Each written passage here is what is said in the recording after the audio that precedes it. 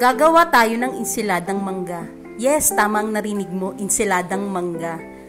Ang side dish na bagay sa prito at mga inihaw na pagkain. Narito ang mga listahan ng mga kakailanganin. Balatan ang mga hilaw na mangga. Gamit ang peeler. Kung wala, kutsilyo na lang.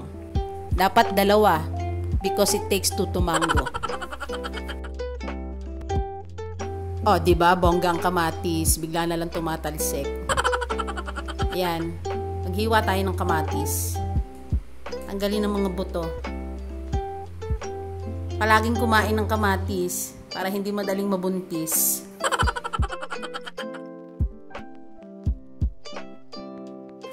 Maglagay din tayo ng sibuyas.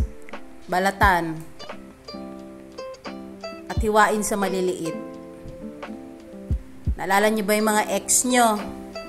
Parang sibuyas. Binigyan na ninyo ng oras at atensyon. Pero sa huli, pinaluha pa rin kayo.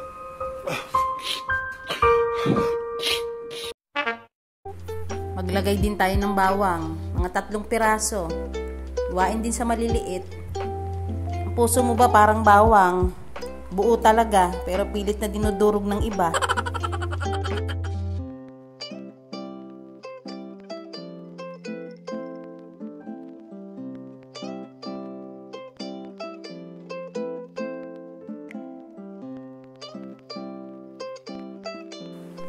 Maglagay din ng sili.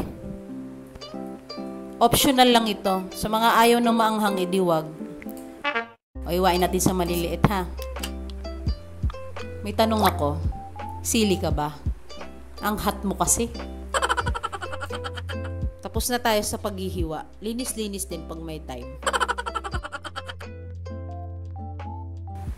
Maglagay tayo ng patis. Depende sa inyong panlasa.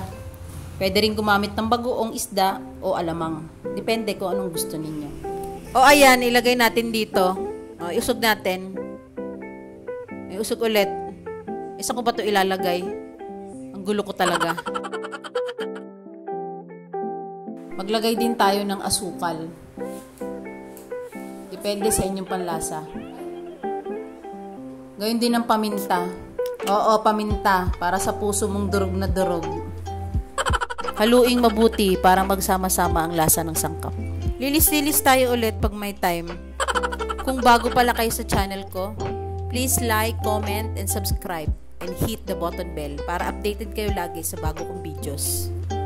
Ayan, tapos na ang ensalada. Ilagay natin sa magandang lalagyan para kunwari alta. Yayamanin kung baga. Maiba tayo. Alam nyo bang may video din ako about sikreto ng masarap na biko. Anong inilalagay? Makunat, malinamnam. Hindi nakakaumay at higit sa lahat, matagal mapanis. Click nyo lang yung link sa taas.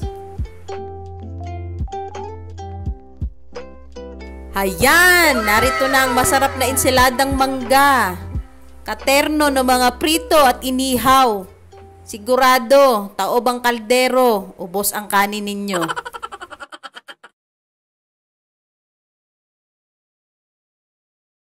Hanggang sa muli.